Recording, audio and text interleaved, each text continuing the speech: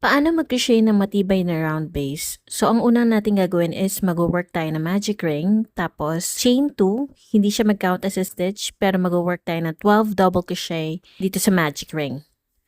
Pag nakabalik na tayo, ay mag-work tayo ng slip stitch doon sa first double crochet at hindi doon sa chain 2. Mag-chain 2 ulit tayo at into the same stitch, 2 double crochet naman this time. So for each stitch, mag-work tayo ng 2 double crochet for the increase at mag-slip stitch tayo dun sa first double crochet ulit and then chain 2, 1 double crochet, susunod naman 2 double crochet. So ulitin lang natin ang sequence, 1 double crochet and then 2 double crochet into every second stitch around.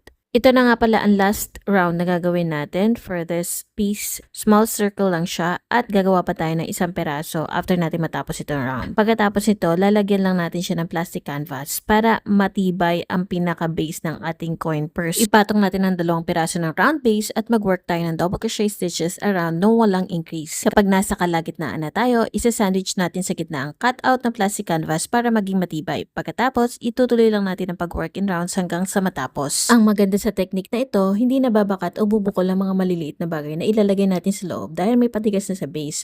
Perfect, lalo na kung coin purse ang gagawin. Plus, maganda gamitin ang plastic canvas kasi washable siya at madali linisin. Kung nagustuhan nyo ang video na to, comment down below kung anong project ang bagay gamitin sa technique na ito. Salamat mga katuhog and see you on the next tutorial.